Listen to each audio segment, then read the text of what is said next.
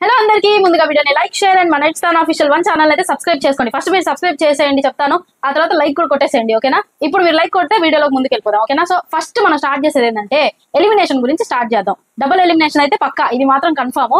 And అలాగే power Astra గెలుచుకున్న ఇమాన్యుయల్ గురించి కూడా మాట్లాడదాము. సో ఆ పవర్ అస్త్రాతో ఏం జరుగుతుంది అన్న దాని గురించి కూడా లాస్ట్ లో డిస్కస్ చేద్దాం. ఆ డిస్కషన్ అండ్ అలాగే దాని పవర్స్ గురించి తెలుసుకోవాలంటే మీరు వీడియో లాస్ట్ వరకు చూడాలి, అలానే స్కిప్ చేయకండి. ఓకేనా? So first of all elimination గురించి ఏంటంటే డబుల్ ఎలిమినేషన్ అని చెప్పుకున్నాం కదా. ఒకటి ఎక్స్పెక్టెడ్ ఎలిమినేషన్, ఇంకొకటి అన్ఎక్స్పెక్టెడ్ ఎలిమినేషన్. టోటల్ ఫుల్ పగ్గడబందిగా ప్లాన్ చేస్తున్నారు. ఈ ఎలిమినేషన్ అయితే మన ఎక్స్పెక్టేషన్స్ కి మించి ఉంటది. అసలు ఎవరు ఎలిమినేట్ అవ్వబోతున్నారు నాకైతే చాలా క్యూరియాసిటీ. అండ్ అలాగే నాకు చాలా అంటే నాకు నార్మల్ గానే నాకు సహనం చాలా తక్కువ, కానీ బిగ్ బాస్ విషయం వచ్చే వరకు ఏంటంటే ఖచ్చితంగా మనం ఓపిక్ గా ఉండాలి. ఎందుకంటే తప్పుడు నిర్ణయాలతో మీ ముందుకు వచ్చాను అనుకోండి, ఆ తర్వాత మీరు నన్ను తిడతారు కదా. సో అందుకనేసి మీ మీద ఉన్న జాలి, మీ మీద ఉన్న ప్రేమ, భయం అన్ని కలిపేసి మిక్స్ చేసి ఒక ఎలిమినేషన్ మాత్రమే రివీల్ చేస్తాను. ప్రెసెంట్ మిగతా ఎలిమినేషన్ వచ్చేసి సాటర్డే ఎపిసోడ్ రివ్యూలో అయితే మాట్లాడుకుందాం. So first 5th week eliminate అయిన కంటెస్టెంట్స్ వచ్చేసి Flora Saini is eliminated from Bigg Boss season 9. ఓకేనా? సో అలాగే మనం ఇలా జోరుగా హుషారుగా మనం ఎపిసోడ్ కబుర్లు అయితే స్టార్ట్ చేసేద్దాం. Day 33 of Bigg Boss season 9, blind fold, chaos and broken trust. చాలా మంది నమ్మకాలు విరిగిపోయాయి ఈ ఎపిసోడ్ లో. ఈ రోజు జరిగిన ఎపిసోడ్ లో అసలు ఏం జరిగింది చూద్దాం, మాట్లాడదాం. ఓకేనా? మాట్లాడదాం, చూద్దాం. ఆల్రెడీ మనం చూస్తాం కదా, మాట్లాడదాం. ఓకేనా? చిలిపి వెళ్ళమ్మా మీ ఇంటికి వెళ్ళు అన్నాడు ఇమాన్యుయల్. ఎవరిని? తనూజాని. ఎందుకని అంటారేమో, వచ్చి బాధకాని కొడుతుంది హౌస్ లో. సో అందుకనేసి ఇమాన్యుయల్ వెళ్ళమ్మా మీ ఇంటికి వెళ్ళు, మీ ఆ రేకు డబ్బా ఇంట్లోకి వెళ్ళు అని చెప్పాడు ఇమాన్యుయల్. సరే ఓకే అని చెప్పేసి తనూజ ఏం చెప్పింది ఇక్కడ, నేను అన్ఎక్స్పెక్టెడ్ మాటలన్నీ తనూజ నోట్ నుంచి వింటుంటే ఇది ఎక్స్పెక్టెడా అన్ఎక్స్పెక్టెడా అన్న డౌట్ నాకే వస్తుంది. ఎందుకంటే అమ్మ ఏం చెప్పిందంటే, నేను ఎందుకు వెళ్ళాలి, మా నాన్న ఇక్కడ ఉన్నారు, నా చెల్లి ఇక్కడ ఉంది అంట. నాకు మైండ్ పోయింది. చెల్లి అనింది కదా, ఈ చెల్లిని ఇలా గుర్తుపెట్టుకోండి, మళ్ళీ మాట్లాడదాం. ఓకేనా? సో డేంజర్ జోన్ లో ఉన్న వాళ్ళకి రాబోయే ఫైర్ స్టార్మ్ నుంచి తప్పించుకోవడానికి లాస్ట్ ఛాన్స్ అని చెప్పేసి బిగ్ బాస్ అనౌన్స్మెంట్ ఇచ్చారు. అలాగే ఆ ఇచ్చే టాస్క్ ఏంటంటే ఫైట్ ఫర్ సర్వైవల్ అన్న టాస్క్ అయితే ఇచ్చారు. సంచాలక్ అయితే ఫ్లోరా, ఎందుకంటే ఆల్రెడీ ఆవిడ 2 వీక్స్ నామినేట్ అయ్యారని చెప్పేసి ఆవిడనైతే సంచాలక్ గా పెట్టారు. సో తనూజ, నాన్న నాకు వాటర్ అంటే భయం, నా వల్ల కాదు, ఎంతసేపు ఉండగలను అంతసేపు ఉండగలను అనింది తనూజ. ఓకే, మేము సపోర్ట్ చేస్తామమ్మా అన్నారు భరణి గారు. ఓకేనా? అండ్ ఫస్ట్ అయితే సుమన్ గారిని ఎలిమినేట్ చేశారు ఆ పూల్ టాస్క్ లో.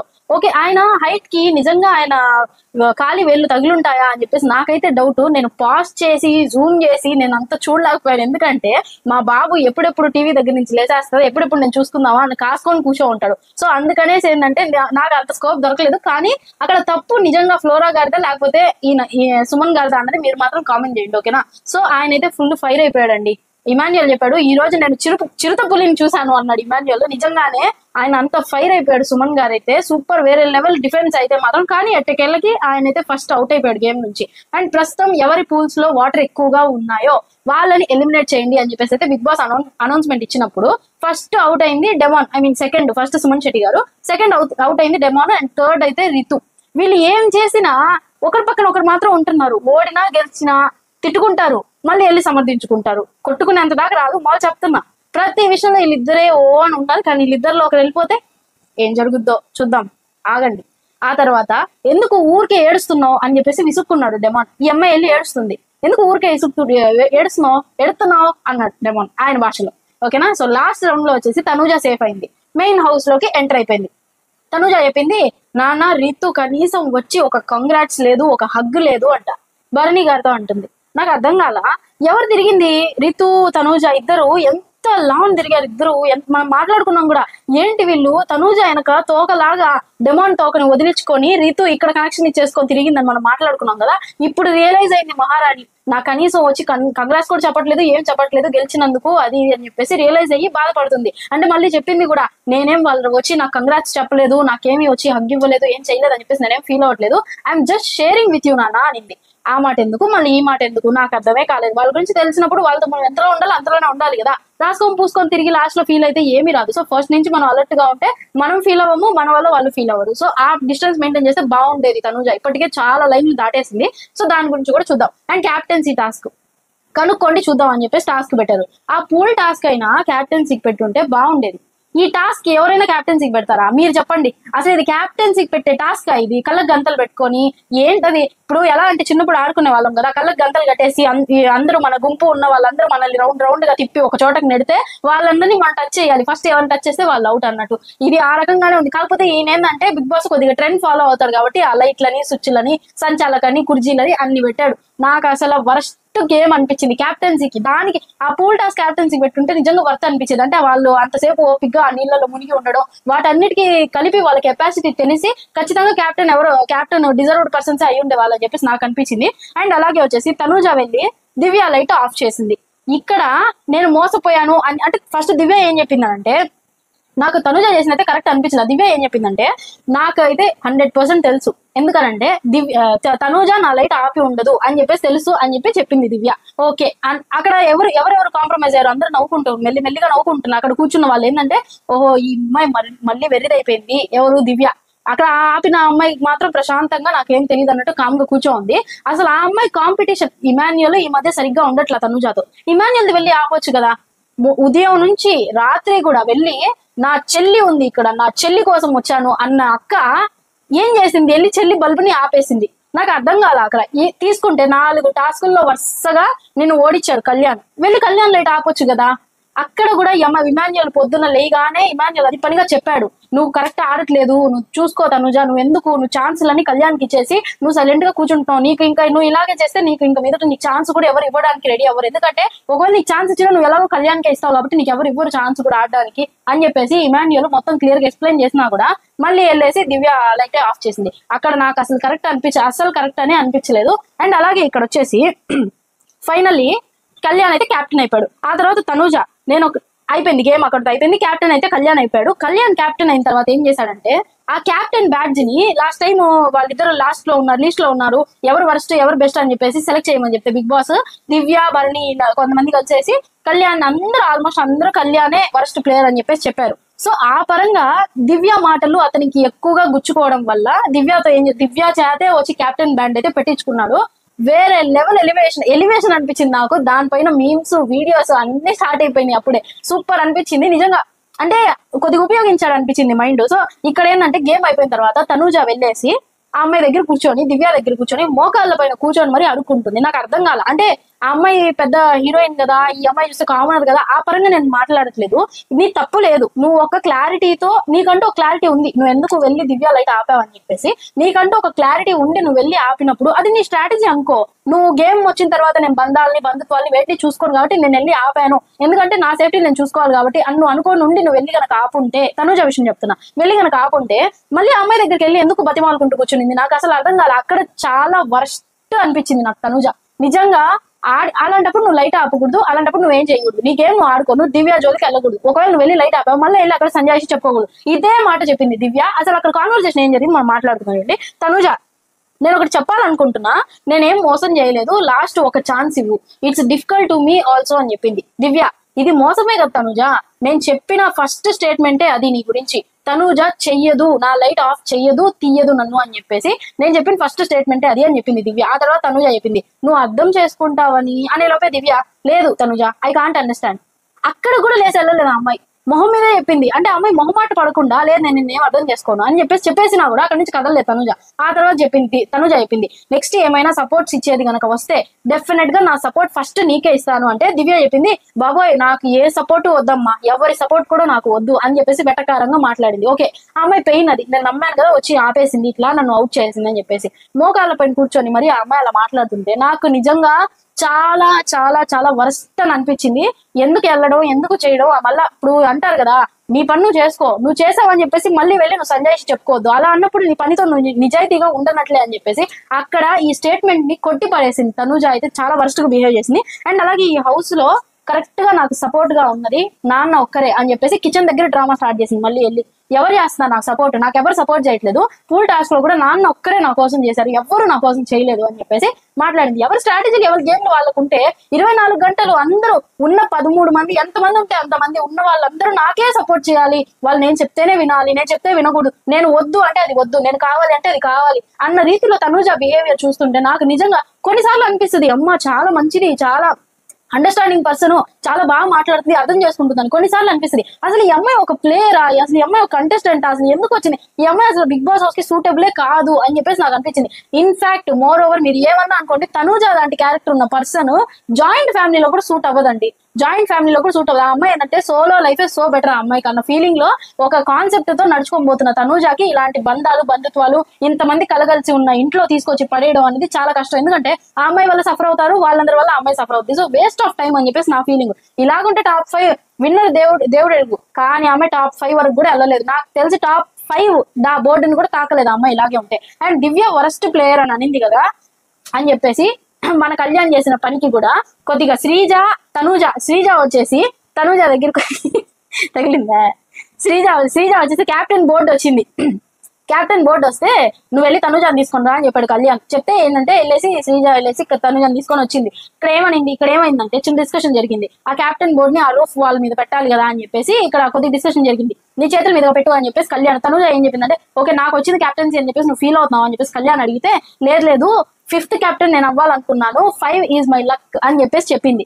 రీతు ఏం చెప్పింది 3 ఈజ్ మై లక్, అన్ని నాకు 3లే, నా బర్త్డే కూడా 3 2 చెప్పింది. నా బర్త్డే కూడా అదే, నేను కూడా 3rd క్యాప్టెన్ అవుతాను అనుకున్నాను కానీ అవ్వలేకపోయాను అని చెప్పేసి అది ఇది అని చెప్పి బోని ఏడిపి మళ్ళీ ఈవెంట్ స్టార్ట్ చేసింది 5 ఈజ్ మై లక్ అని చెప్పేసి. కానీ శ్రీజ చెప్పింది అలా కాదమ్మా, నువ్వు క్యాప్టెన్ బ్యాండ్ పెట్టలేదు, నువ్వు ఫీల్ అవుతున్నావేమో, ఆ రోజు దివ్య వరస్ట్ ప్లేయర్ అనింది కదా దానికని చెప్పేసి కళ్యాణ్ ఆ అమ్మాయి చేతే బ్యాండ్ పెట్టించుకున్నాడు, అది అతను చేసింది అని చెప్పేసి ఇంకా సరే అని చెప్పేసి ఆమె అర్థం చేసుకొని వచ్చేసి ఆ వాల్ పైన క్యాప్టెన్ బోర్డు తగిలిచ్చేసింది. నాకు అనిపించింది ఏంటంటే భలే కుళ్ళుకుంటుంది తనూజ.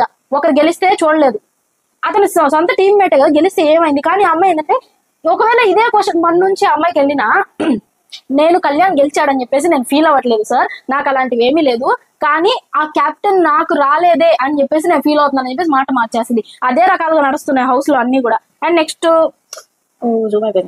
నెక్స్ట్ వచ్చేసి ఇమాన్యుయల్ భరణి డిస్కషన్ అర్ధరాత్రి. అసలు తనూజ గేమ్ నాకు అర్థమే కావట్లేదమ్మా గత 1 వీక్ నుండి అంటున్నాడు ఇమాన్యుయల్. భరణి గారు చెప్పారు అదే కదా, మేము సపోర్ట్ చేసి సేవ్ చేస్తే మళ్ళీ కళ్యాణ్ కే సపోర్ట్ చేసి ఫైనల్ గా ఇరుక్కుపోయింది, కళ్యాణ్ క్యాప్టెన్ అయిపోయాడు అని చెప్పేసి చెప్పారు ఆయన. ఈ డిస్కషన్ ఎందుకు జరిగిందంటే ఇమాన్యుయల్ అది పనిగా మనం ఇందాక మాట్లాడుతున్నాం, మార్నింగ్ కూర్చోబెట్టి సంజయ్ చెప్పాడు అది పనిగా, మళ్ళీ తీసుకొని పోయి దివ్య లైట్ ఆపేయడం, మళ్ళీ తీసుకొని పోయి కళ్యాణ్ కే సపోర్ట్ చేయడం. ఈ అమ్మాయి గేమ్ వదిలేస్తుంది. ఈ అమ్మాయి గేమ్ వదిలేసి ఆ రోజు కొద్దిసేపు ఈ అమ్మాయితో ఎవరు బాగుంటున్నారో వాళ్ళ తట్టు వెళ్ళిపోతుంది. ఈ అమ్మాయి మాత్రం గేమ్ ఆడట్లా, ఈ అమ్మాయి మాత్రం సపోర్ట్ సెల్ఫ్ స్టాండ్ అనేది ఒకటి లేదు తనూజాకి. అక్కడ ఏంటంటే భరణి గారికి కూడా విసుగొచ్చేసింది, ఇంకా మనం ఎందుకు సపోర్ట్ చేయడం, అమ్మాయికి వేస్ట్ కదా సపోర్ట్ చేసినా కూడా, అందుకు కదా నేను తనూజాతో ఎక్కువ తగలట్లేదు అన్న రీతిలో భరణి గారు కూడా ఏమంటారు విసిగెత్తిపోయారు ఆ అమ్మాయితో. ఆ అమ్మాయి వాళ్ళ విసిగెత్తిపోయారు. నాకు తెలిసి ఫర్దర్ గా ఆయన చేయాల్సిన పనులు ఏమన్నా అక్కడ వస్తే తనూజాకి 100% స్టాండ్ తీసుకోవడం చెప్పేసి నేను అనుకుంటున్నాను. అక్కడ ఏదో ఒక 20-30% స్టాండ్ తీసుకొని మెల్లిగా సైడ్ అయిపోతాడని చెప్పేసి నాకు అనిపిస్తుంది. అసలు ఇంకేం జరగద్దో చూడాలి మరి. అండ్ అలాగే దివ్య భరణి గారి డిస్కషన్. దివ్య మీ వల్లే నేను తనూజాని నమ్మాను, గుడ్డిగా నమ్మాను అని చెప్పేసి, అసలు ఈ హౌస్ లో నేను ఎవరిని నమ్మను మిమ్మల్ని తప్ప 100% అని చెప్పేసి చెప్పింది దివ్య. వీళ్ళ డిస్కషన్ లో నాకు అర్థమైంది ఏంటంటే ఇక్కడ తప్పు ఇద్దరిది, తనూజ సైడ్ నుంచి తనూజ తప్పు, దివ్య సైడ్ నుంచి దివ్య తప్పు. ఎలా చిన్న ఎక్స్ప్లెనేషన్ చెప్తాను చూడండి. తనూజ ఏం చెప్పింది, దివ్య వీళ్ళిద్దరు ఈ అమ్మాయి చెల్లి అంటది, ఆ అమ్మాయి చెల్లి అంటది, తనూజ దివ్యకి చెల్లంట, దివ్య తనూజకి చెల్లంట. ఇక్కడ ఎలా జరిగిందంటే ఈ విషయం కూడా ఏంటంటే వాళ్ళిద్దరికి ఏంటంటే ఒక పంతం అనేది ఉంది. నేను చెల్లి అన్నానంటే తనూజ అనుకోండి, ఇప్పుడు నేను చెల్లి అన్నానంటే దివ్యాని, నాన్నకి ఫస్ట్ ఆ పిల్ల పెద్ద కూతురు నేను పెద్ద కూతురు అవుతాను కదా, సో నాన్న ప్రిఫరెన్స్ ఫస్ట్ నాకే ఉంటది. అలా కాదు, దివ్య ఏమనుకుంటుంది, నేను తనూజాని చెల్లి అంటే నేను పెద్ద కూతురు అవుతాను కదా నాన్నకి, నాన్న ఫస్ట్ ప్రిఫరెన్స్ నేనంటే ఇద్దరు పెద్ద కూతురులే, ఇద్దరు చెల్లెళ్ళే, ఇద్దరు అక్కలు కాదు, ఎవరు ఒకరు అక్కలు లేరు ఏమి లేదు, ఒక చెల్లి ఒక అక్క లేదు అక్కడ, ఇద్దరు చెల్లెళ్ళే. వీళ్ళిద్దరు పంతం మీదే ఉంటున్నారు. ఎందుకంటే భరణి గారు నువ్వంటే నాకు భరణి గారు నాకే, నాకు భరణి గారు నాకే అని చెప్పేసి ఆయన్ని ఒక చేతిలో ఈవిడ ఒక చేతిలో ఆవిడ లాక్కొని పీక్కొని తినేస్తున్నారు, ఆవిడ గబ్బిలాలు తిన్నట్టు తినేస్తున్నారు. నాకు అదే అర్థమైంది, అంత పంతాలు అవసరం ఉండవేమో అని చెప్పేసి నాకు అనిపించింది. అలాగే డిస్కషన్ దగ్గరికి వచ్చేస్తే తనూజ ఏం చెప్పింది, నాకు ఎవరితో ఏమీ అవసరం లేదు అది ఇది అని చెప్పేసి బాగా నీట్ గా ఆ అమ్మాయికి మా అమ్మాయి ఆడుకుంటూ ఉదయం నుంచి చూసుకుంటే దివ్యతోనే ఎక్కువ క్లోజ్ గా ఉంది, అది కాదురా ఇది కాదురా అని చెప్పేసి నీట్ గా బాగా మాట్లాడుకుంటూ నా చెల్లిరా అని చెప్పేసి రాత్రి చెప్పడము అని చెప్పేసి ఆ జరిగిన డిస్కషన్ లో తనూజ ఏం చేసింది, ఇప్పుడు అంత నమ్మినప్పుడు దివ్య ఏమన్నా గుడ్డిగా నమ్మి, నిజమే గుడ్డిగా నమ్మాను నేను అన్న పాయింట్ నాకు కరెక్టే అనిపించింది. ఎందుకంటే ఆ అమ్మాయి అంత కేరింగ్ అంత రెస్పాన్సిబిలిటీగా ఉన్నట్టు చూపిస్తున్నప్పుడు దివ్య ఏం చేసింది, నమ్మేసింది. కానీ ఆ అమ్మాయి నమ్మకాన్ని మోసం చేసి తనూజ ఏం చేసింది, వెళ్ళి అక్కడ క్యాప్టెన్సీ టాస్క్ నుంచి అమ్మాయిని లైట్ ఆపేసి అమ్మాయిని అవుట్ చేసేసింది. అక్కడ ఇక్కడ తనూజ తప్పు, ఎందుకంటే నమ్మిన వాళ్ళని మోసం చేయడం తనూజ తప్పు. అండ్ అలాగే దివ్య తప్పు కూడా ఉంది, ఇద్దరిది తప్పు, ఇద్దరేం కరెక్ట్ కాదు. దివ్య తప్పు ఏంటంటే ఫస్ట్ వచ్చిన ఒక వారం బాగుంది దివ్య, ఒక వారం కూడా కాదు, వచ్చిన ఒక 2-3 రోజులు నామినేషన్స్, ఆ తర్వాత ఒక టాస్క్, ఆ తర్వాత నుంచి దివ్య కనపడలా. ఇప్పుడు మళ్ళీ ఈ వీక్ అనిపించింది నాకైతే. మీకు ఎలా అనిపించిందో మరి కామెంట్ చేయండి. అండ్ అలాగే ఫస్ట్ వచ్చినప్పుడు ఏం జరిగింది, నేను ఎవరి సపోర్ట్ తీసుకోను, నాకు ఎవరి సపోర్ట్ అవసరం లేదు, నాకు ఏ రిలేషన్స్ వద్దు, నాకు ఏ బాండ్స్ వద్దు, ఏమొద్దు. మీరు సపోర్ట్ చేస్తే సపోర్ట్ చేయండి, తీసుకుంటాను. మీరు సపోర్ట్ చేయకపోతే చేయొద్దు, నేనేం ఫీల్ అవును. నాకు సపోర్ట్ చేశారని ఫీల్ అవును, చేయలేదని చెప్పేసి ఫీల్ అవును. నాకు ఎవరి సపోర్ట్ అవసరం లేదు, నాకేం అవసరం లేదు. I'm strong, I'm the strong. నేను గట్టిగా నిలబడతాను, నేను బాగా నిలబడతాను, బాగా ఆడతాను. మీరు నా మీదకి ఎన్ని వేసినా కూడా నేను అసలు ఆడవను, నేను ఏం చేయను, నేను సైలెంట్ గా నా గేమ్ మీద ఫోకస్ చేస్తాను. నేను ఎవరికి మ్యానిపులేట్ అవ్వను, అంటే నేను ఎవరికి లొంగను, ఏం అవ్వను అని చెప్పేసి ఇన్ని మాటలు మాట్లాడి ఇప్పుడు తీరా నన్ను మోసం చేసిన తనూజ అంటుంది. మోసం చేసేంతలా నువ్వు ఎందుకు నమ్మావు? గేమ్ వచ్చిన తర్వాత ఎవరి స్ట్రాటజీలు వాళ్ళకు ఉంటాయి, ఎవరి ప్లాన్లు వాళ్ళకు ఉంటాయి. వాళ్ళు నిన్ను కట్ ఆఫ్ చేయరని చెప్పేసి నువ్వు ఎలా నమ్ముతావు? అక్కడ దివ్యాది తప్పు ఉంది, తనుజాది తప్పు ఉంది. ఇద్దరు తప్పు ఎవరిది లేదు, ఇద్దరు తప్పు ఎవరిది లేదని చెప్పేసి అనడానికి లేదు. దివ్య కరెక్ట్ మనిషి అనడానికి లేదు, తనుజ కరెక్ట్ మనిషి అని చెప్పేసి అనడానికి లేదు. ఎవరి రీతిలో వాళ్ళు కరెక్ట్ గా ఉన్నారు. కానీ ఆడియన్స్ కంటికి నీట్ గా చూస్తే కనుక ఇద్దరిది తప్పు ఉందని చెప్పేసి నా ఫీలింగ్. అండ్ అలాగే వాళ్ళ ఎక్స్ప్లెనేషన్స్ ఇచ్చుకుంటూ అలా ఎపిసోడ్ అయితే ముగించారు. అండ్ సాటర్డే ఎపిసోడ్ కి వచ్చేస్తే కబుర్లు కొన్ని ఉన్నాయి. సో అవి ఏంటి అన్నది మాట్లాడుకుందాం.